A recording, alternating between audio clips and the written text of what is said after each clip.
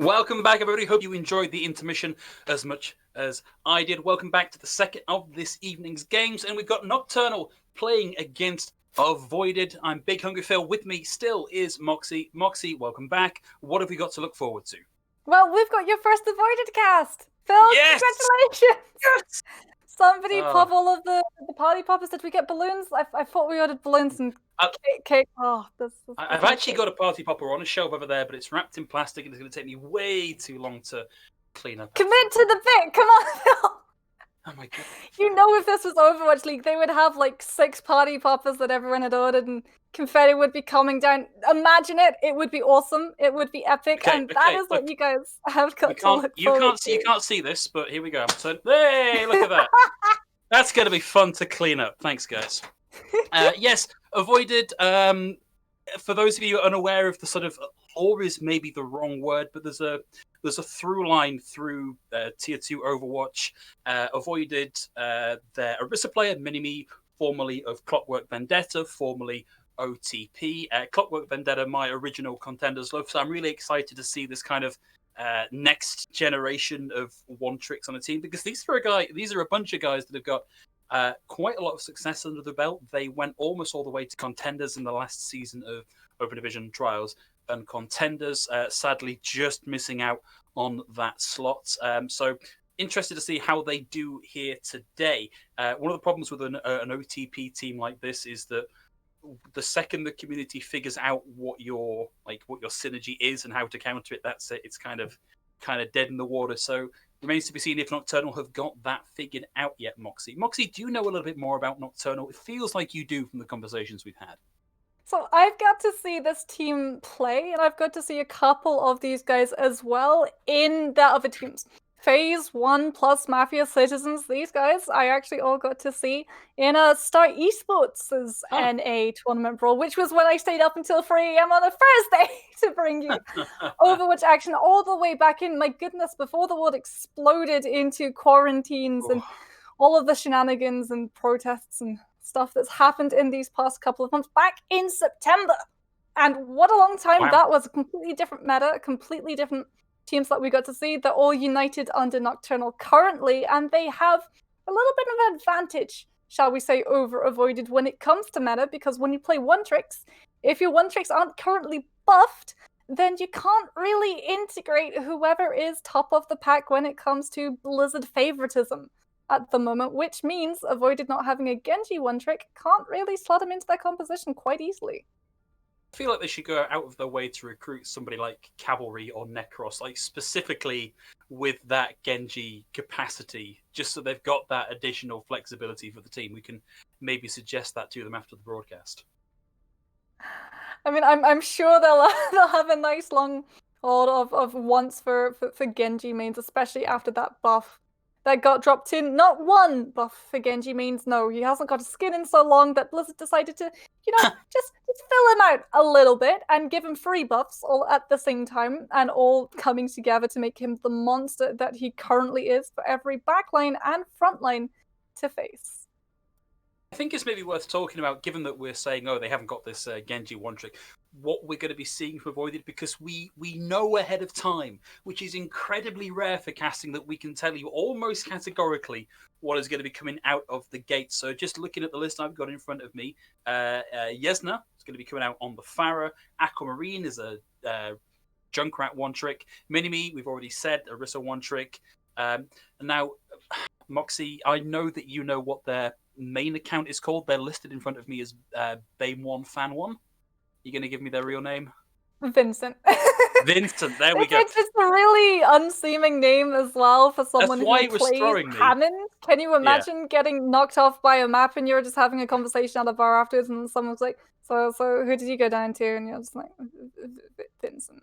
It's like losing to a guy called Dave, right? Yeah, it's not an exciting name. But yeah, Vincent going to be playing the Wrecking Ball. Hempe is an Ana player, I believe, and Somnus is a Mercy player. So that's what we're going to be seeing here. So expect a lot of spam damage from these guys. Yeah, and kind of that's their not bread to and butter. say that they can still swap their DPS line up just a little bit, but it requires an actual substitution. So Yeah. you do have the Bastion main that you can full on who plays, surprise, surprise, Bastion and Lightbringer who can go onto that Torbjorn, which means we should be seeing a little bit of them, but not in that first map, not when it's control, because you do want that spam damage to come through, but you want it to be mobile. So none of the Bastion, none of the Torbjorn, a lot more of the Junkrat. That's right, and we do have our first map lined up and ready to go. Will of course be a control map, and we're going to be starting on Ilios. No word just yet as to which of those three subset maps that we're going to see for Ilios, but I feel like Ilios is maybe of all the control maps one of the ones that has the most variation in what is meta across each of those three map points, or at least what is viable in each of those three map points. I'm thinking about Ruins with their beautiful long Widowmaker sight lines. I'm thinking Well with the huge potential for environmental kills, and then the other one that's neither of those other two.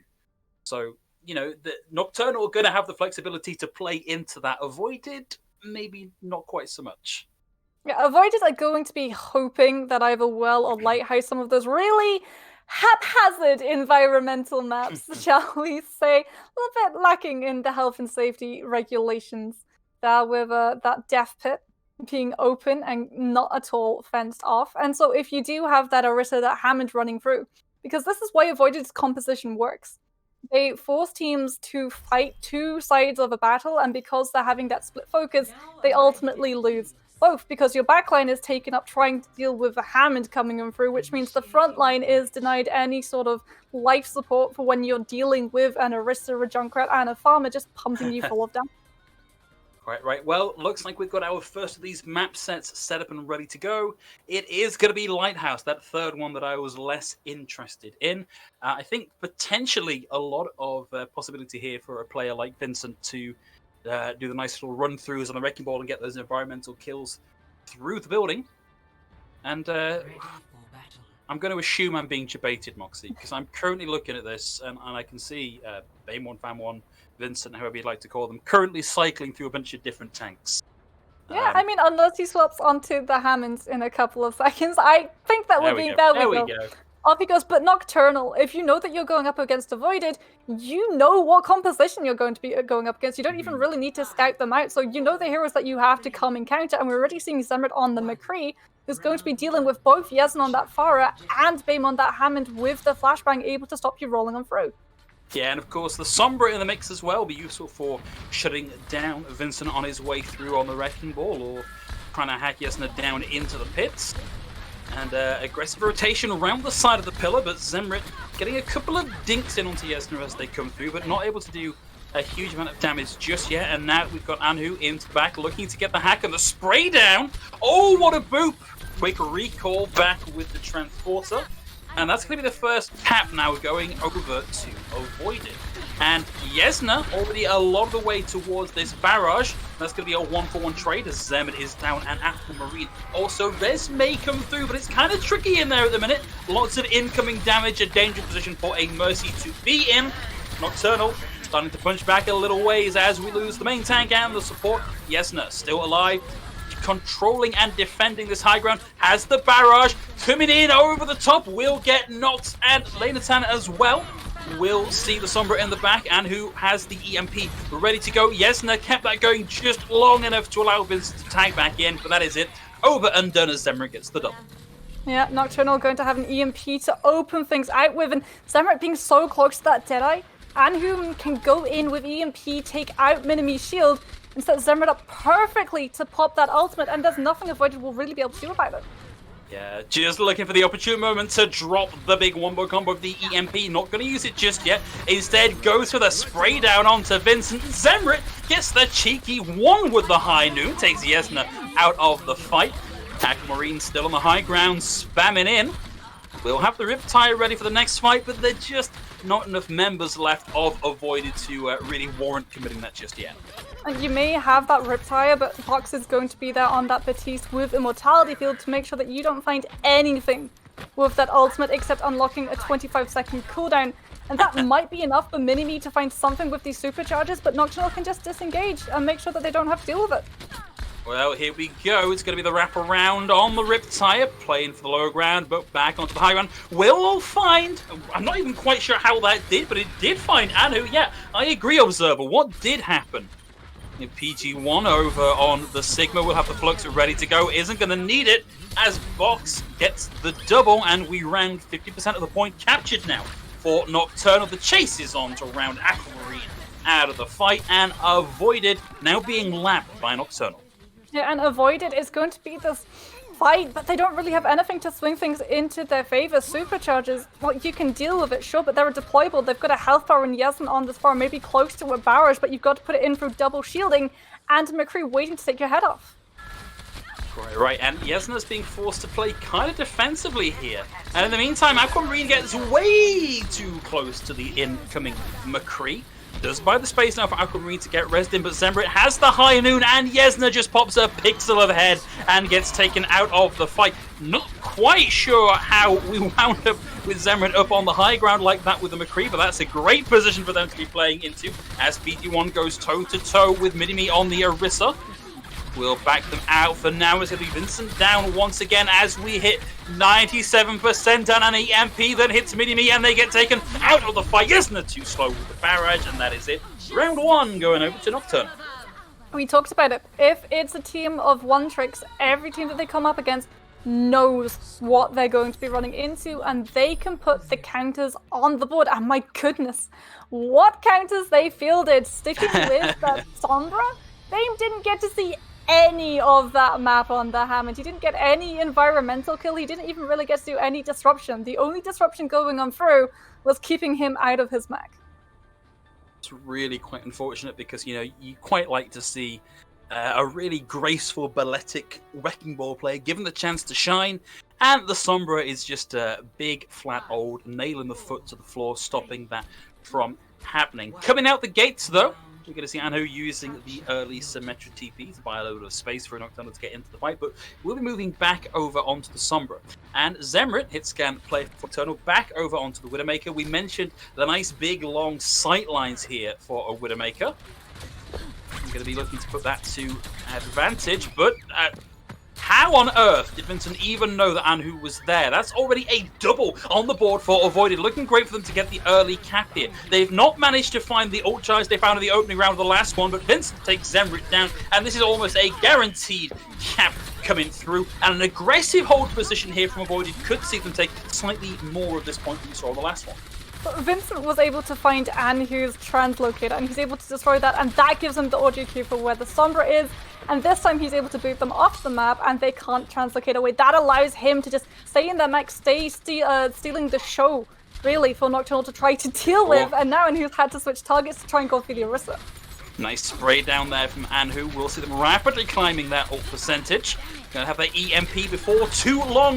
Of course, eats a face full of the Junkrat primary fire as well.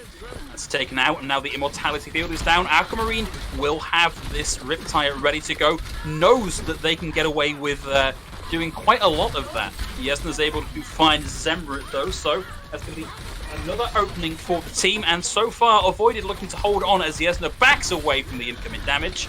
Same 41 in trouble, gets hacked, gets stunned, gets deleted, and it's now a 5v6 for Nocturnal. Now, Avoided will still have this barrage, but they don't have anything to keep Yesen up and alive, and it's a Tide that comes out first. Just the Tide and the time to keep the power up. 1-for-1 trade as Anhu will find Aquamarine. The res comes through as well, and here's the Gravitic Flux, throws Minimi down, but a beautiful barrage from Yesen on the side will get the double. Rock will knock them out of it, but the damage is already well and done. Yes, they lose Aquamarine on the back end of the fight, but they are still coming out on top. And now it's 77% and climbing. We are knocking on the door of being last fight territory for this point. But Nocturnal have that swing change. They've got the EMP, and this is a nuke into anyone's composition, no matter what you're running. Minimi has the superchargers, and you can't put superchargers down before that EMP comes out because they're going to get cancelled. Well, there we go. It has only hit Minimi and the supercharger.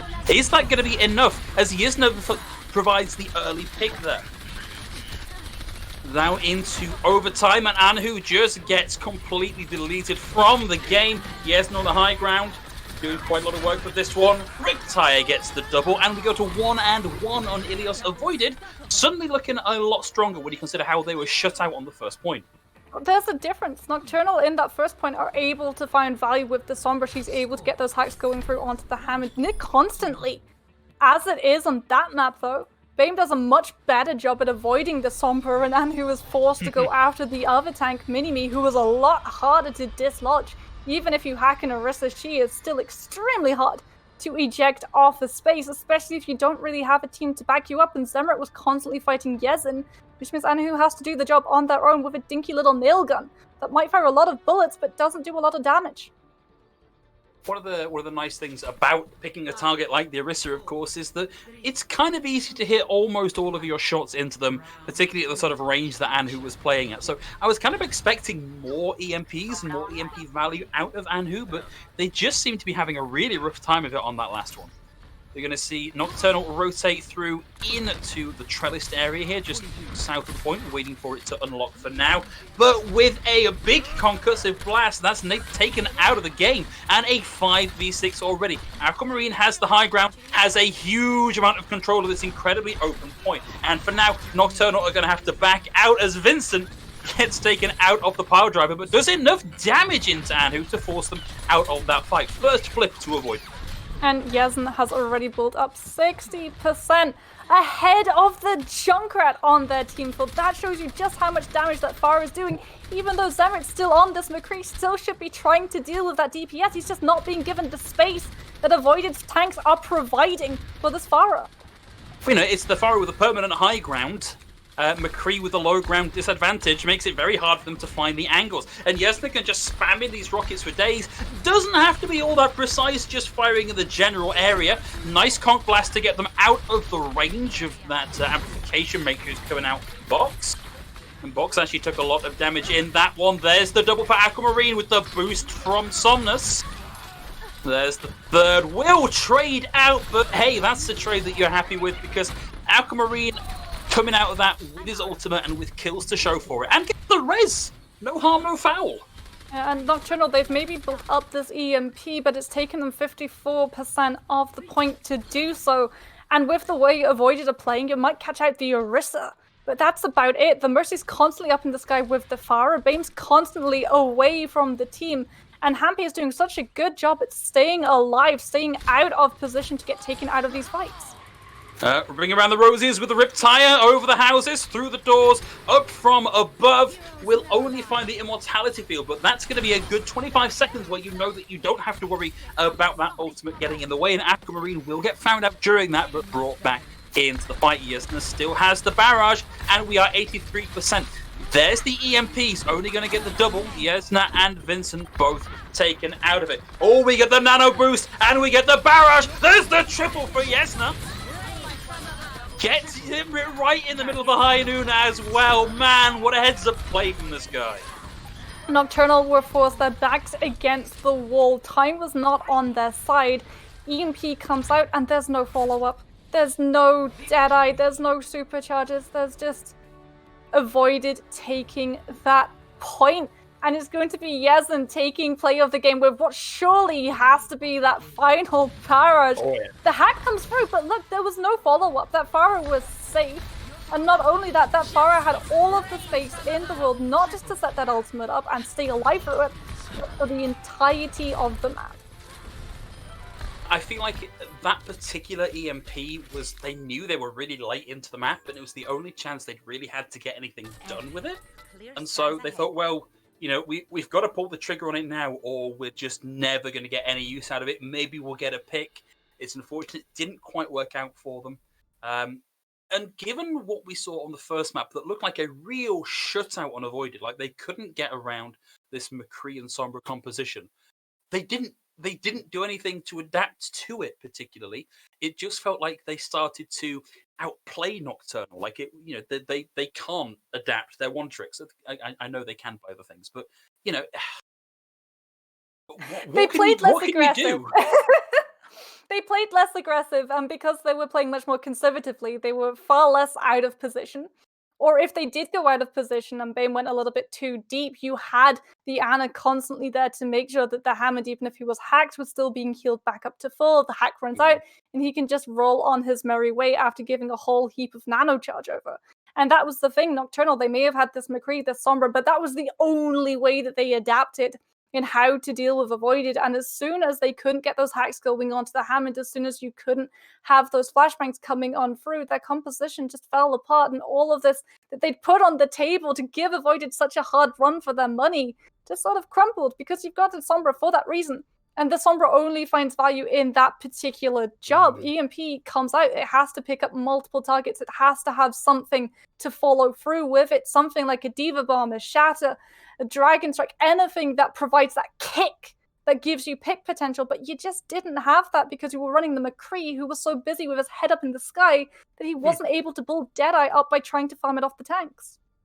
And I feel like even if you can get the EMP High Noon off, High Noon is one of these things you can counter just by standing behind a fairly thin pole, so it's not as impactful as some of those other ultimates that you were talking about, the Self-Destruct and the Earth Shatter. So, yeah, it's weird that there wasn't a slightly more impactful adaptation. Like, actually, I'd have liked to have seen the Ash coming out there from Zemrit, because I think it gives you a bigger range option, and it gives you, an ultimate that actually kind of pairs quite nicely with an EMP, even if it's not the most optimal of those. Well, I mean, I would love to see an Ash too, but sadly we are going to have to wait to see what exactly will be put on the table for the next map, because we have just a little bit of a technical difficulty going on, so bear with us, folks. We'll be right back. Welcome back, everybody. We were just about able to scare the weasels out of the computer, and we are now back, ready to go with you at full technical force, and we are going into King's Row. Now, Moxie, almost no point at all discussing what strategy Avoided are going to be running. We know what they're going to be running. If you're Nocturnal and your McCree Sombra strat hasn't worked out, what are your options? Brigitte. Okay. If this is what happens, right? You just keep throwing CC and CC and CC and CC and CC at the problem until it goes away. You put in something like a Mei, a Brigitte, and you don't want the Sombra, right? Because she obviously hasn't worked out very well, and the Sombra's only there to deal with the Hammond. There's no point having her if she can't deal with the Hammond on his own. You need to have something that has constant damage, constant pressure on that front line rather than the back. So you try and put in something like, shall we say, an Echo or an Ash that you yourself were, fingers crossed, hoping to see on King's Row. And I think there's a lot of value to be had in just running what is the professional meta at the minute. There is a reason it works, and there's a reason why teams like Chengdu Hunters are not doing so great in the Overwatch League when they try and run things that are off meta. Is because the amount of energy that you've got to put into an off meta strat to make it work compared to a meta strat is so much higher. And I think Nocturnal might have a bit of luck, a bit more success maybe trying to run something like that, and that does involve the Ash and the double shield, just to put some barriers up to Aquamarine and to Yezen to find value with those picks. And Avoided are going to have a much harder time as well, because you can find a lot of value with Pharah on Ilios on any of the maps, but as soon as you cross over to King's Row and as soon as you go away from point A where it's very open space and the Pharah can do a lot of spam damage onto the high ground, onto the point and into Hotel, Street's Face, it becomes extremely easy to shut her down because she just does not have that place to hide.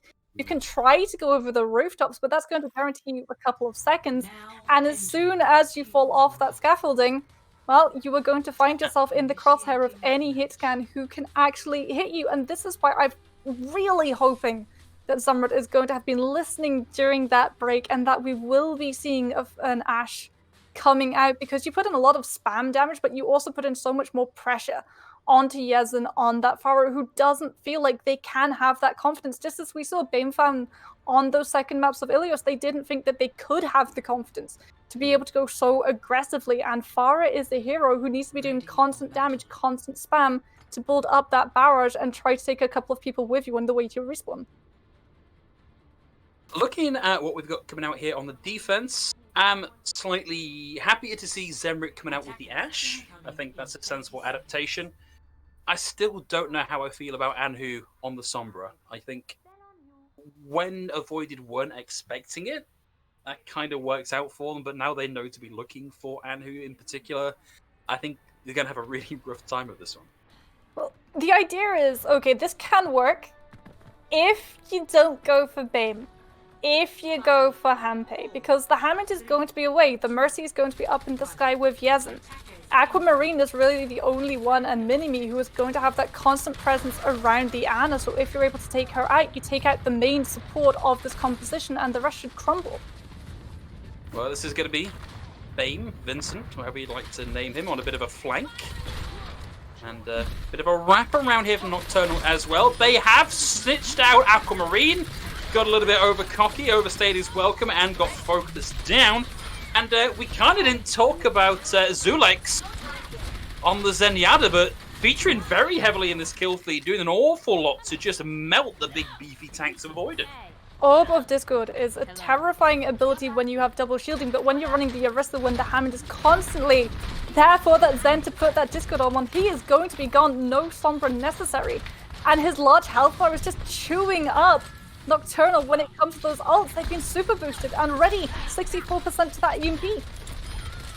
Well, it's going to be Yezen finding an opening pick. That's a 2-for-1 trade, although Nox will take Vincent out of the fight. Yezen about to get that all-important barrage online, but he's got to watch out from this rock from PG1, because that can and will shut down that other one. But that's one tick already given over to Avoided on the offense, and Yezen is able to do so much even without the barrage, just to pressure Nocturnal away from the point with the lines of damage that they've got. And now as Aquamarine and Vincent egress through the hotel, they push what is left of Nocturnal off the point and cap point A in style. Nocturnal, they have the EMP, but they don't have that follow-up that we want to see, so they have to hold on to it a lot longer, because you want to pair it up with something like a Bob or a Sigma Flex to make sure that Avoided don't really have a chance to get out. But that means that you're giving up a lot of straight phase fill, and that is a risky gamble because you want to be holding at that choke. Oh, wow! That was so crazy! And who had Aquamarine absolutely dead to rights, and Aquamarine went, you know what? I've got a feeling there's a Sombra around here. And then he just BAM! In with the damage, knocked them out of the fight completely. So Anhu not going to be able to use that EMP in this fight. And Nocturnal already in the back foot as Avoided start to push this cart forward. They've got two big powerful DPS ultimates coming their way. We'll see Somnus go down early, put them back into the 5v5 as we wait for Anhu to come back into the fight. There's Vincent caught around to the back, takes a big chunk of damage. One out from that Rip Tire and also gets the Transcendence out. There's Yezen away once more in the back line with the barrage. Isn't safe enough to pop that in. You see one trade out. EMP still there for Anhu, not getting the chance to use this at all. Minefield kill onto Zulix. And Yezen once more looking for somewhere to stuff this barrage. But at this rate, might not even need it. There is so little left for Nocturnal here in this fight. And this payload is getting right the way up into point B. And there's nobody left for Anhu to really do anything with this EMP with. You've gotta wait for Zumra to get that Bob online, but it's 25% of an ultimate that you could have had, you should have had, but you weren't able to use to contest that B spot. And Avoided, they've got this nano, they've got this barrage. The barrage is going to be going to the respawn room. There's an awful lot that can take her out, but you put the nano in and you guarantee she's taking at least one person with her. Yeah, that's a heck of a combo. We saw that pay up in great circumstances in Ilios in our previous round. And of course, with additional help of Somnus there to keep them alive through whatever damage comes their way. There it is, there's the Conk Blast. But over into the high ground, finds the mid-air connect to the rocket onto Zembra.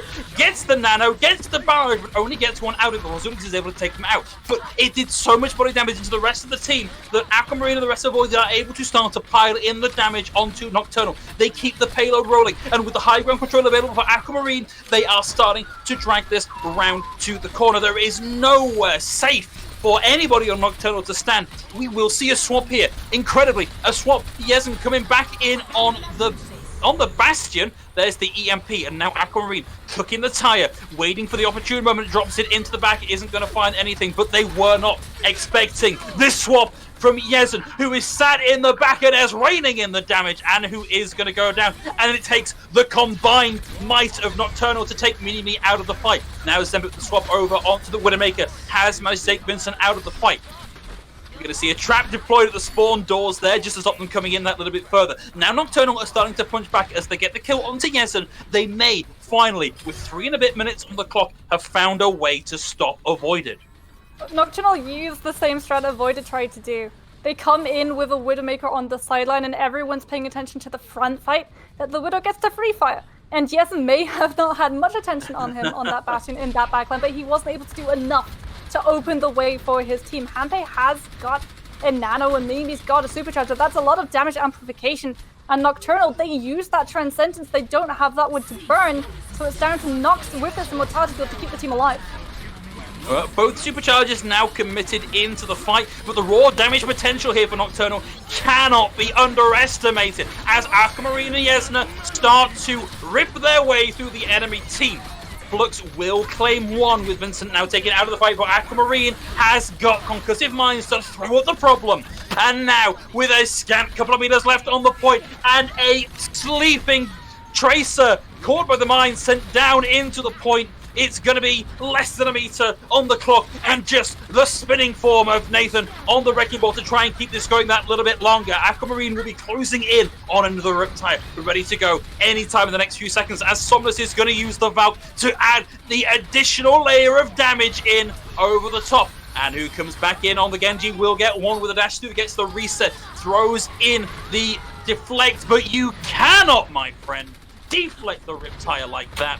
But this has been a great stall. This is all time burnt off the clock for Nocturnal, but Avoided finish with 1 minute 45 at the bank. Nocturnal are facing a real problem. They're trying to counter Yesen, they're trying to counter the Hammond. They're not paying attention to the backline or the Junkrat. The fact that the Mercy is able to get all of these reses off and doesn't get punished because Avoided die in very aggressive positions. So when Somnus goes for that res, there should be the instant punishment for having the gal to think that you can get away with it. But there's not, because everyone is just focused on other things, like that Pharah, like that Hammond. And so Avoided can make all of these little mistakes, all of these little discrepancies that should not be happening, should be having a comeuppance any moment as soon as you see them. And Nocturnal is just letting them fall through the cracks. It's a little bit frustrating if you're a fan of Nocturnal to watch them repeatedly banging their head against this wall of Avoided and just seemingly not quite being able to find the answer. Looks like we might be getting a little bit of a different setup looking at what we've currently got favoured in Spawn. Of course, still a lot that can change in this point. Nothing is locked in until they leave the Spawn doors. And Anhu was starting to find just a smidge of value on the Genji towards the end of that last fight. Do we think this is where Nocturnal are going to turn things around? I would like to see this Genji. I would like to see this Genji actually come out of the spawn, because then you can have that pressure on the backline. Hanpei and Somnus can actually fall. And not only that, Aquamarine is going to be so reluctant on this Junkrat now because you've got that deflection constantly hanging over your head as a threat. That's right. Well, Zemrit very briefly went over to the Tracer. Now back on the Widowmaker looking for picks. And is in fact going to commit to this and at least take a little bit of the forward position. In the meantime, Vincent on the low ground waits for a bit of information with that third person perspective. Grapples in, can't find too much, but is a valuable distraction. Has now spotted out the Widowmaker. Didn't find the kill they might have liked.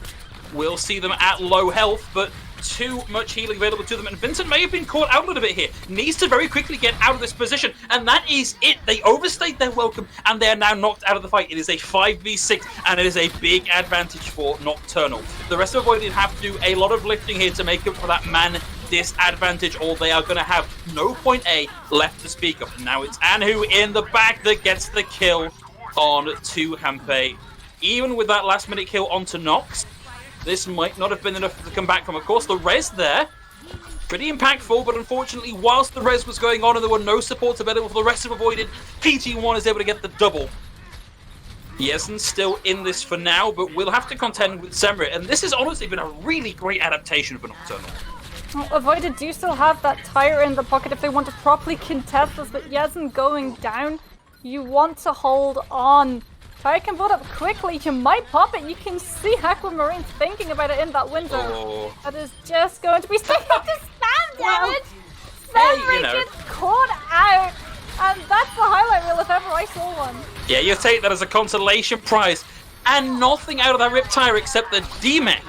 And in the meantime, Anne, who able to get a second, now has the Dragon Blade ready to go. There's no Nano Boost to accompany it, but we've seen just what can be done with a Dragon Blade in the right circumstances. And now Anhu going toe-to-toe with Yesen will unfortunately get a little bit caught out there by Mini-Me, but the damage has been done now. Nocturnal have some gas in the tank. They've got some forward position. They managed to knock the supports away from Avoided, and so you feel like you just don't have that confidence to make you go toe-to-toe in straight space, especially with Nocturnal sitting on so many ultimates that can just cut your team in half. Nox has the sound barrier, and you can use that, well, defensively to deal with Yesen, or you can use it proactively. Put it on Anne, who guarantee that he can see the majority of his blade through alive, and use that as a distraction to get point B. Yeah, you know, it's not the damage reduction that you get from the Nano Boost, but it's the same as having an additional 1000 HP is nothing to be sniffed at while you're trying to get some work done. Looks like Zemrit was caught out, stood still a little bit too long. Still have ultimates here in play for Nocturnal, and I'm starting to get the impression that Anhu might be waiting for this Nano Boost to come online, but he's waited a little bit too long, and Zulex is going to go down whilst that's waiting. And now Vincent on the high ground with the minefield, looking to come and stuff them up as they move through this choke. Needs to be careful, because he does have the mobility of Anhu and Zemrit to contend with, and the last thing he wants to be is caught between those two. The last thing Nocturnal wants to do, though, is get caught between a back barrage. Yesen is going to be free reigning on this Pharah. There's no CC, and there's only one Winston bubble to worry about. There's the minefield coming out. Sound barrier as well to try and get them through that. Haven't got the Nano Boost, but did get the sound barrier over the top. Anhu able to find one with a dash reset. Yesen blind firing with the barrage into the ground. Can't find too much either. Being challenged now by PG1 with the defense matrix, robbing out some value, and Mini-Me being juggled, being zapped, being chased, being hounded to the ends of the earth. And this is starting to look like a point B cap is now possible for Nocturnal, especially as Vincent goes down. We'll see the Reds come through with a little help there from the Valkyrie of Somnus, but the damage has been done. Anhu still looking for value on the Genji. Aquamarine now with the Riptire ready to go.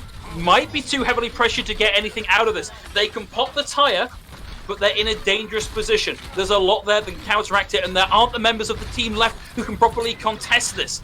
We'll see even more of the store coming out now as Vincent sets up the spin cycle around the point. Aquamarine opting not to invest the tire here, but does get it close and close to the point and buys them another couple of seconds of defense.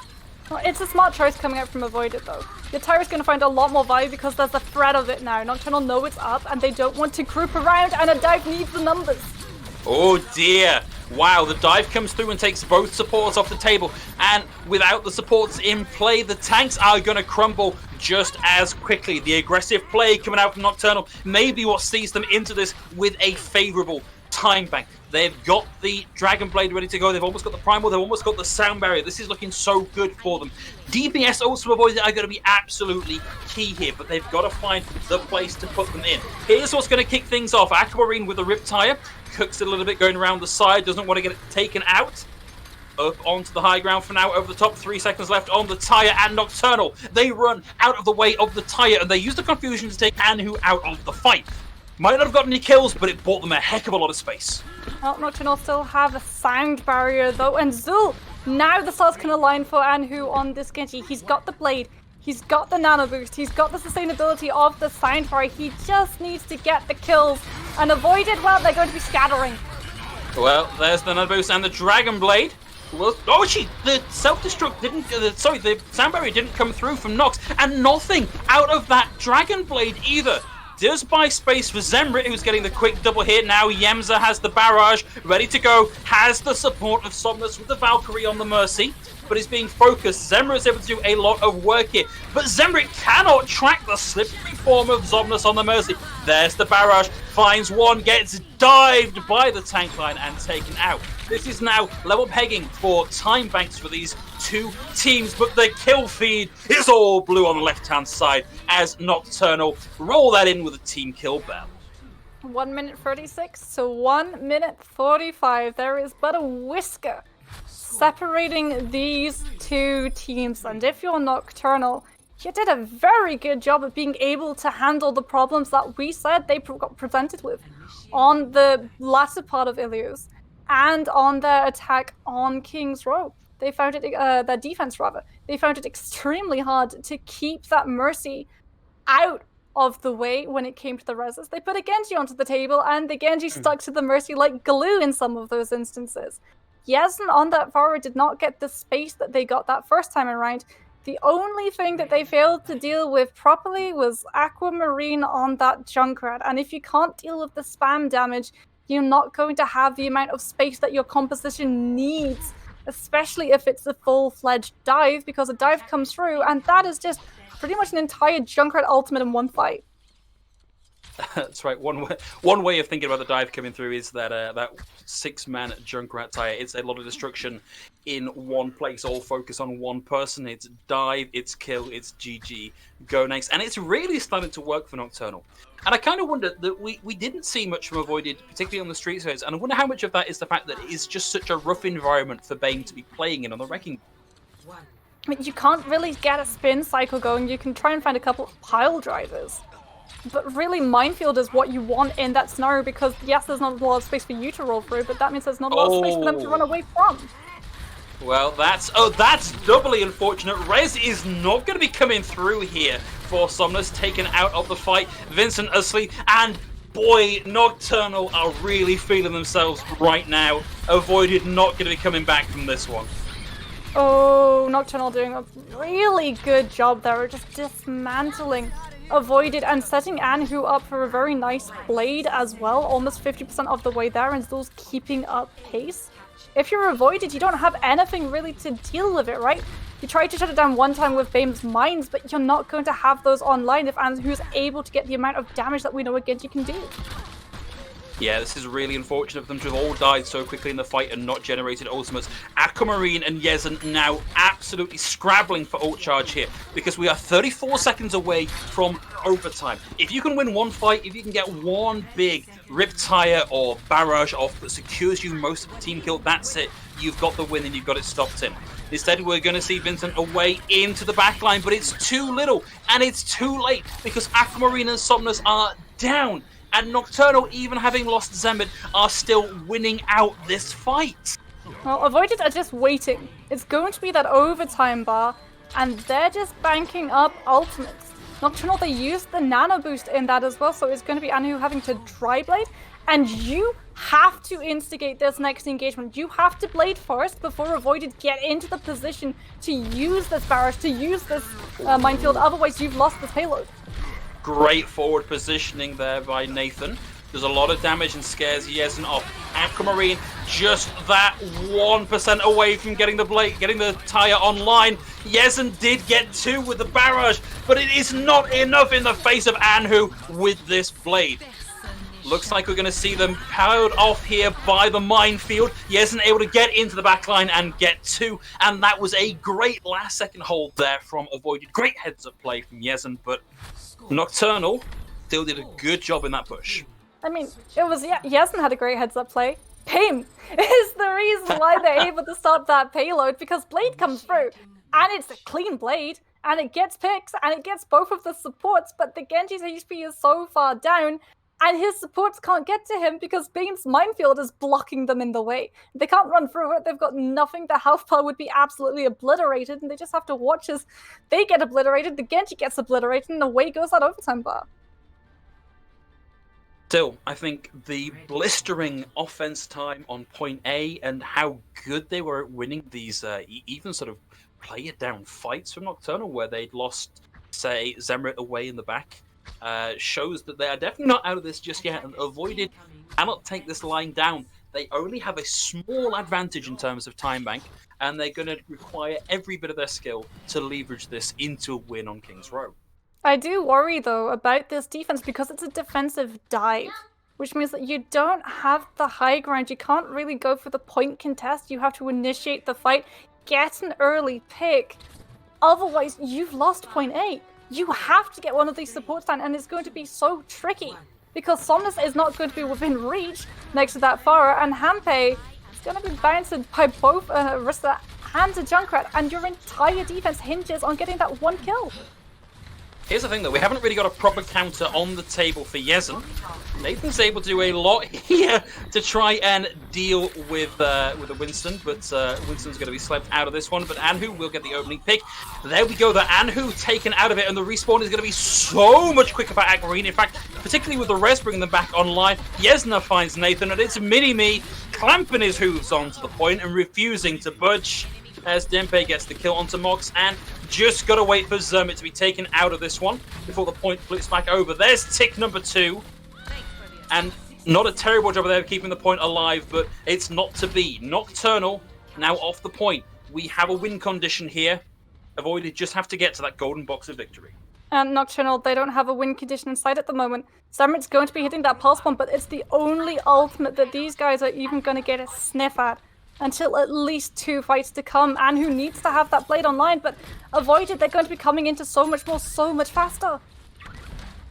That's right, but there's still a little work left to do. Yezen and Aquamarine need to find another 20-30% between the two of them to get this really working out. Zemrit will have the pulse bomb on here, but looking at how spread out Avoided are playing, finding the right place, this is going to be incredibly difficult. And there's the barrage online for Yezna. There's no real support from him just yet. Doesn't have the pulse. Doesn't have the Nano Boost ready to go for that one just yet, but they may be able to drag this out just that little way longer. Aquamarine's still slow on getting this Riptire online, and now we are into overtime.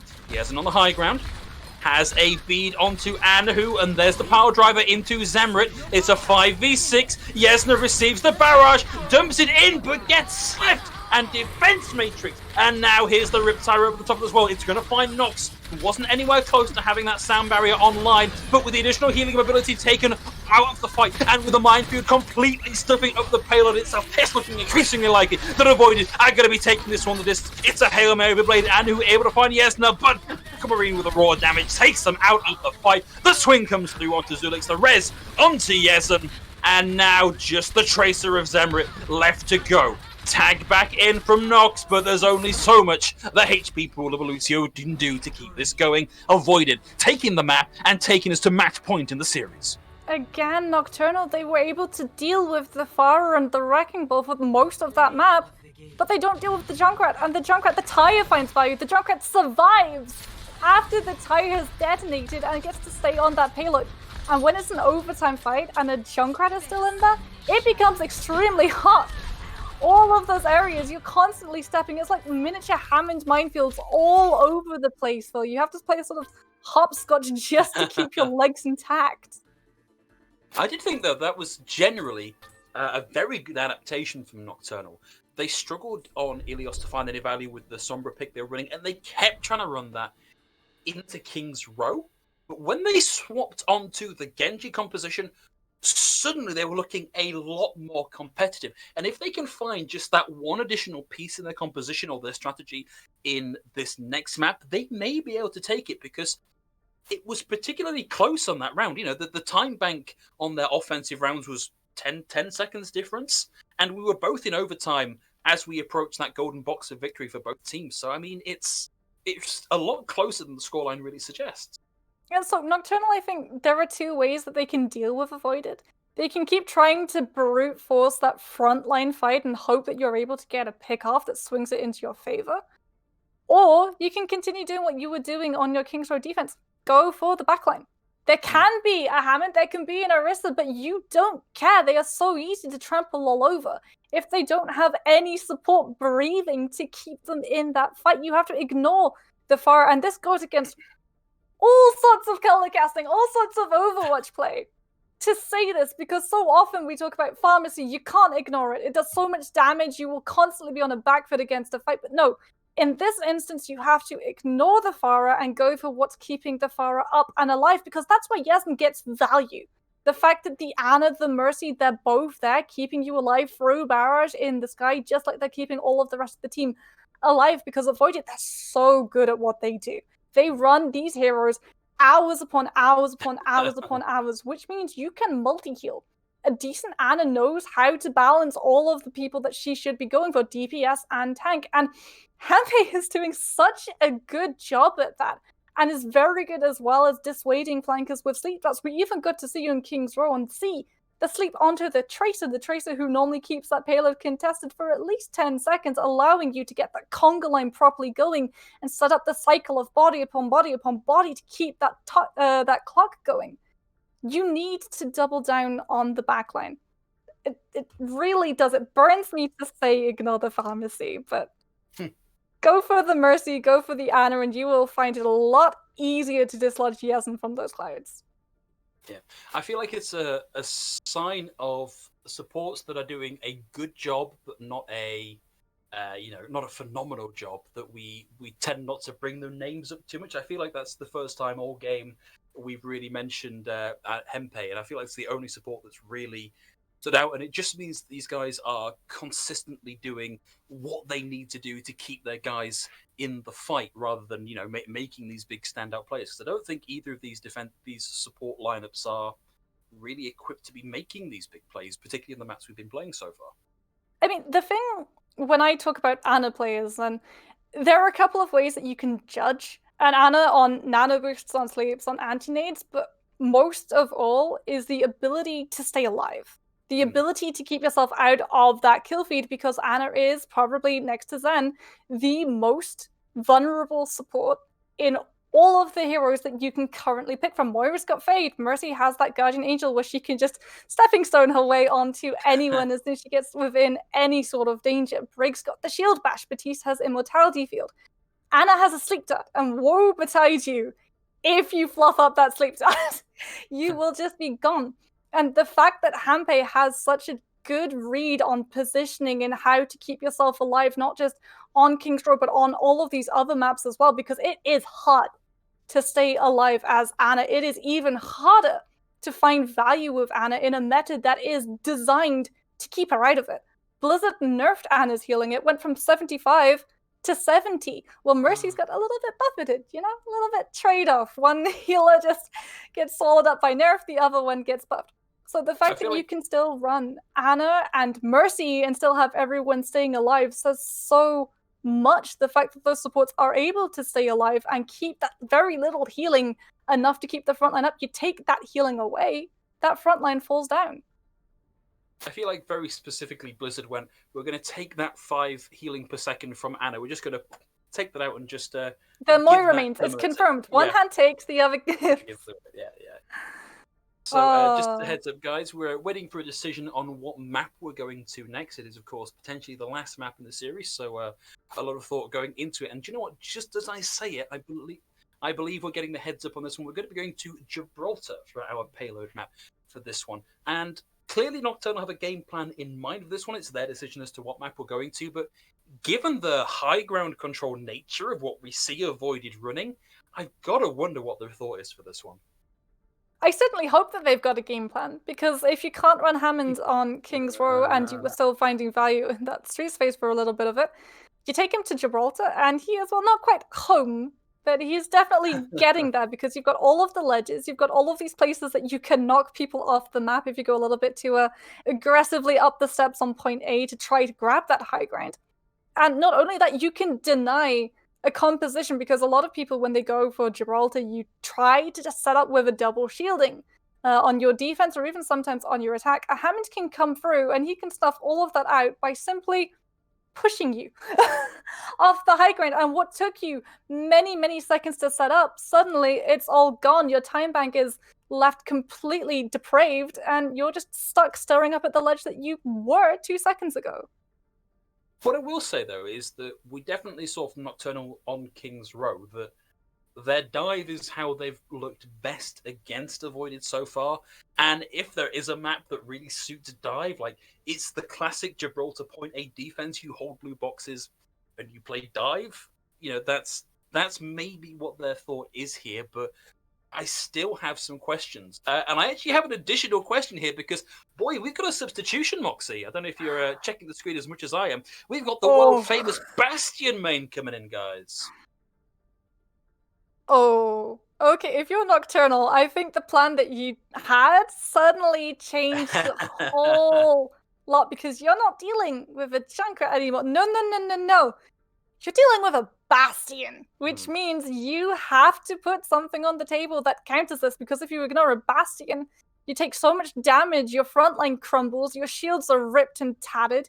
Your supports are trying to just pump healing into the front line, but it's not enough. And every time you try to reload, another corpse hits the ground and another kill feed lights up.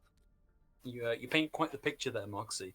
I do wonder what Avoided's plan is, though, because I feel like the only viable way to run a Bastion on Gibraltar is to just try and run the pirate ship, and they're not really that well set up for it. So you can try to run the pirate ship, but there was a team that I got to see a while back, and they ran Bastion on Gibraltar, and they ran it on the attack, and they ran it with a Symmetra. Oh, and you don't need to be well versed in the ways of sim maining. No, you just need to know how to teleport. And what you do is you bounce the Bastion from high ground, all of the places that Dive really wants to be, all of the places the defense wants to be. You put the Bastion up there and you try and dislodge him. And you just can't, because he's got so much pocketing. He's got the sim teleporter, a sort of get out of jail free card. And I wonder if we will get to see that, because the team that run it, I can't remember their name, it's evading me, and it really is quite painful because they set a 5-minute bank.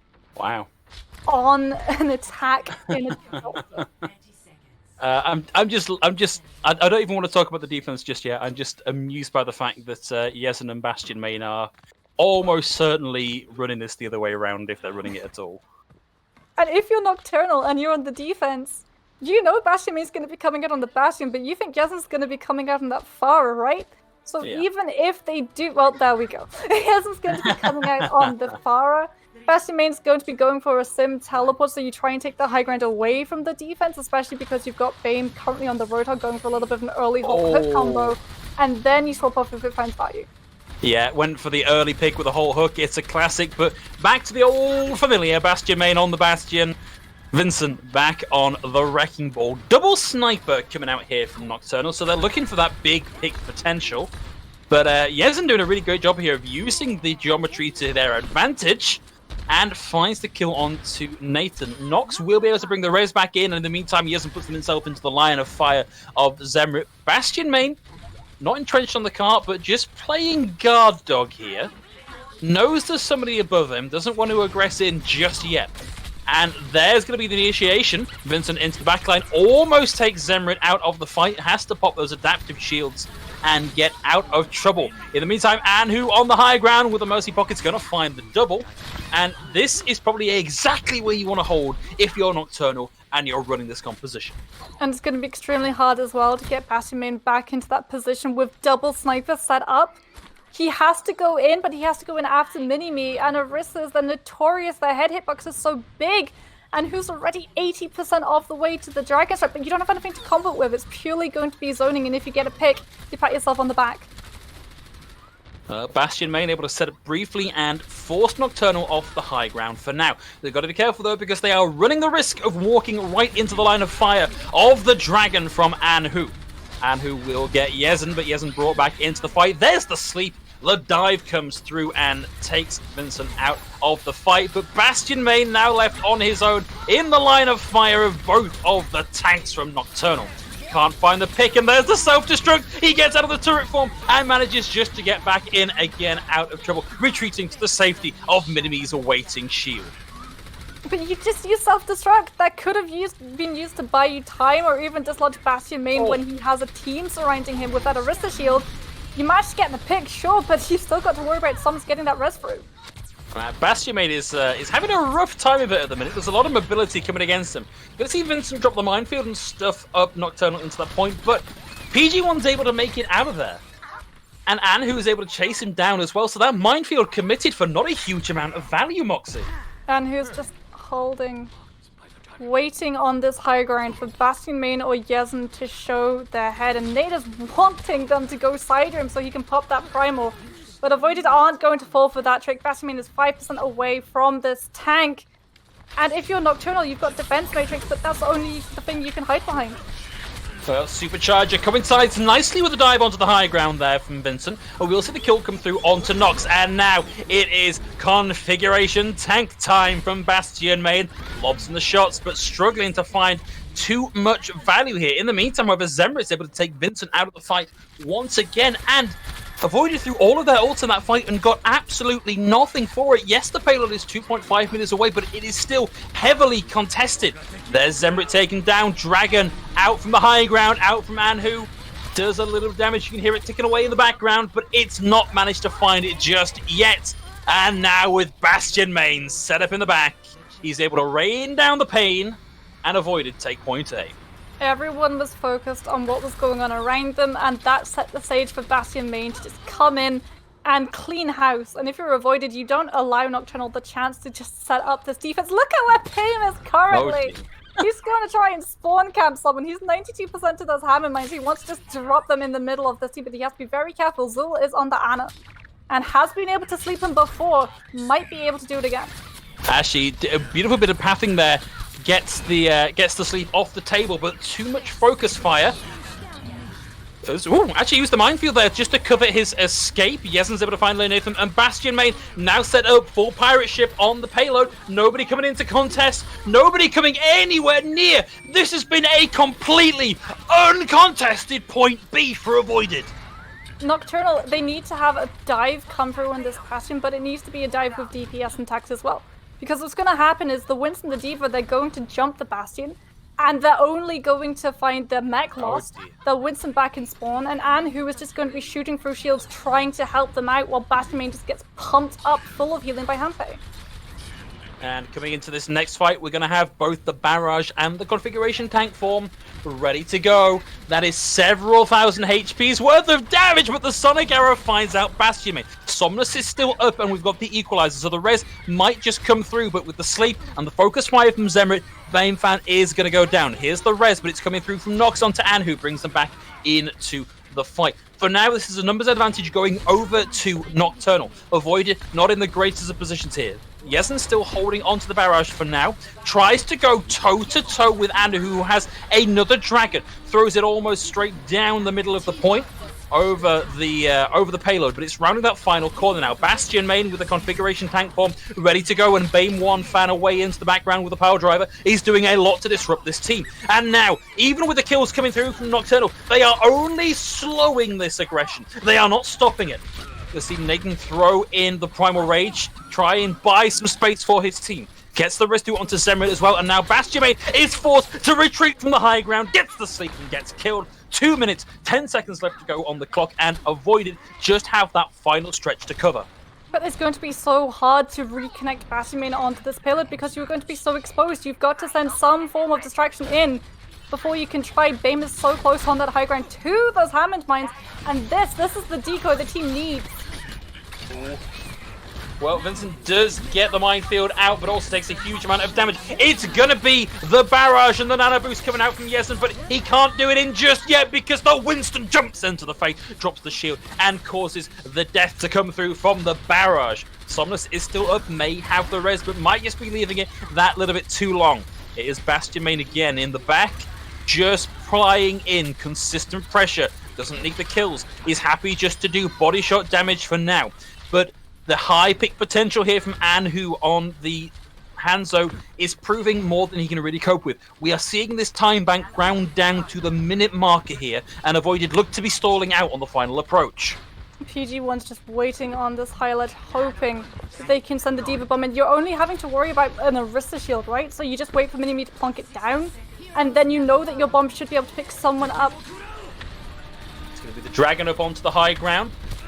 Won't do too much, but I think it scared Mpe round the corner and into the line of fire of Zemrit. But Somnus, the aggressive Battle Mercy coming through, will get the res back in, and now it's numbers advantage. And a big self-destruct from PG1 gets round the side of the Arisha shield, and the Primal Rage starting to juggle Minimi off the point. Now with 30 seconds left to go on the point, we get one more go at this for Avoided. They're coming up with the Supercharger, but not much else just yet.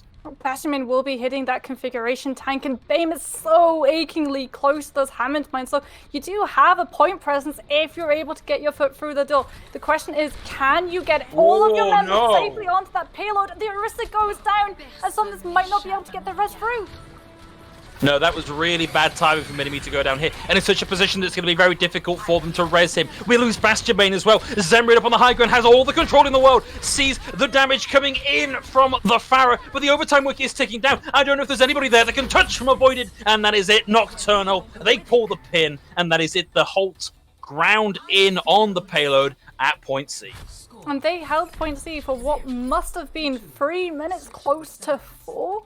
My goodness, what a different team we got to see. They had a very good couple of fights on A.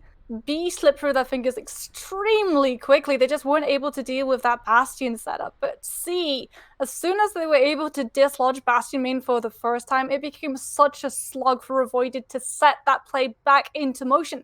Because that's what Pirate Ship does. It requires so many resources. So your Orisa has to get safely onto the payload. If you have double shielding, that's a lot easier. But remember, Bane does not play that second tank hero. He plays Hammond. So you have to rely on the Hammond to open the door by sending him in as a decoy. And that sacrifices a lot of ult charge over to your opponents.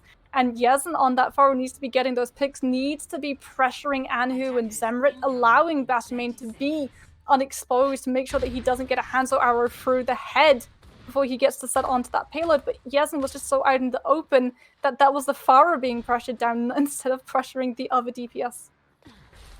So Moxie, I don't want to call you a liar because I think we're friends, and I don't want to ruin that particularly. But you just said that the Bane doesn't play that second tank, and yet here he is. He's on the Roadhog for this defense. Yeah, so you're going to be trying to combine up with that Orisa. Minimi's halts have been very good so far, and you do have that synergy of the Roadhog, of the Orisa, and it means that you can just halt them and hook them straight into Bastion main, and he can just chunk through the health bar. Well, so far, just kind of a footsie game for now, but as the shield goes down, Bastion main's put into a little bit of risk. Luckily, it's back up again. The dive is going to come through. Bastion main looking down to hide the head hitbox. Rotates around into the safety of the blue boxes up on the top here. We're going to see Nox go down to Bastion main, but it's Anhu and Zemrit right into the big beefy head hitbox of Bane 1 fan, and as Bastion main goes down as well, Avoided's defense starting to look a little ropey. Somnus and Hampe are still both alive though, but they don't have that ultimate that can immediately turn this fight around for them, and Anhu is so close to that Dragon Strike. Very close, but might not even need it here. The damage has already been done. Will get the pick with the standard arrow into Minimi and the payload. Uncontested. Bane just able to tag back in on the Roadhog. And there's an angle there for Bastion main, but there's no point presence, and there's no kills except the one onto Bastion main themselves. There's just no contesting Nocturnal's DPS at the moment. Oh, and no. Avoided. They got the bad spawn. Minimi goes down. Main tank staggered out. And Nocturnal, that payload is not going to be stopping anytime soon. They can set up on the top of ship, waiting for this next dive to come through.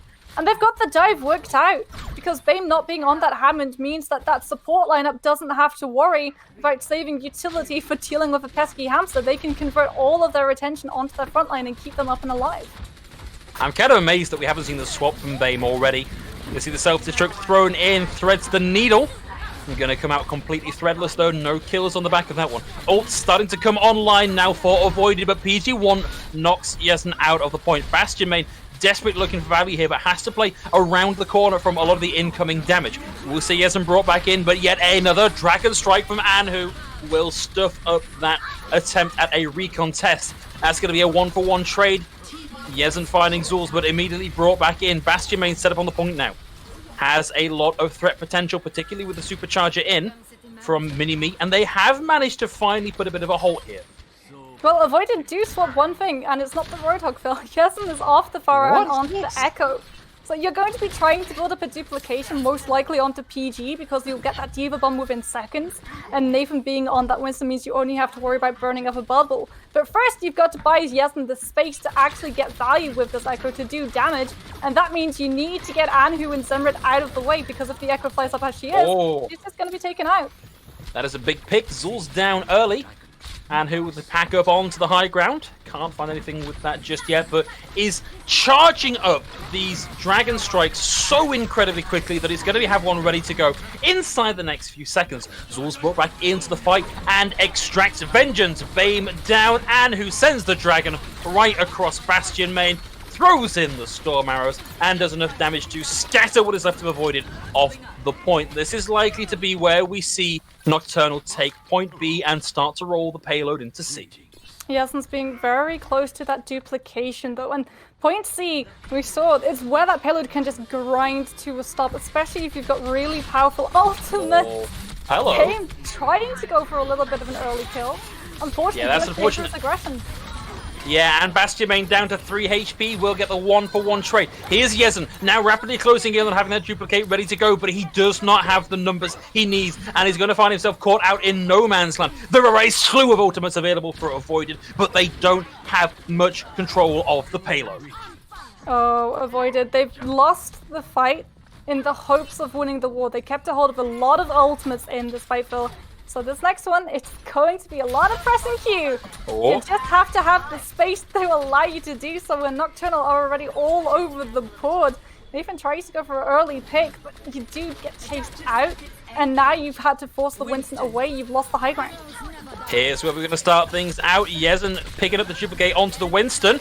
Takes a huge amount of damage. Going to struggle to get what he needs to get this Primal Rage online. Has it online now, ready to go. Jumps in, but immediately loses it. The duplicate had run out. Couldn't find any real value with it. Bastion Main is going to have this configuration tank ready to go. Self-destruct. Dragon Strike thrown at this problem too by Nocturnal. As the rest come through back onto Hempe. Zemric going to go down here, and we're going to see this corner start to prove some real problems for Nocturnal, just as it did for Avoided. There's the D-Mech, and there's going to be another hold for now for Avoided. And Nocturnal, they don't really have anything that's going to allow them to brute force their way through ultimate-wise. Payne is actually going to go onto the Sigma, yes, and onto the Farah, but you've allowed Anhu the space to build 85% to this Dragon Strike, and you can just send it all through payload and stop Avoided from contesting. Oh, what a shot from Bastion Main right into the entire body of Zemrit, taken out of the fight. We'll see. We've now got that Orikyu to say that the payload hasn't got that far to go. Anhu, with what feels like his 100th Dragon of just this one map, in a great position here. Unfortunately, gets caught out by Bame, and a continuation of the hold for Avoided. Yasin's gone on to the Farah as well, so Nocturnal, when they try and approach this main road, are just going to be peppered with Farah rockets. That's why PG is actually swapping onto the Sigma, so you can provide an umbrella with that second shield. Nate on that Orisa cannot go down early, not like that last round, because he's the setup for this Dragon Strike, that halt. They're going to have the Supercharger here from Minimi to start things off. Need to get a bit of a better angle here to throw some damage in. Minimi will find one here. There's no longer a res on the table for Nocturnal, so that is the 5v6 permanently now for Avoided. And who's still holding on to the Dragon, hasn't found the opportunity to use it. Avoided are so good at just throwing in damage after damage after damage to really force Nocturnal away. But they don't have anything really to throw in at the moment. They need to buy time because Happy is close to that nano boost but doesn't have it online. And if you're Anhu, you've got a Dragon Strike! There's the Dragon Strike. Felt like a bit of a blind fire to me.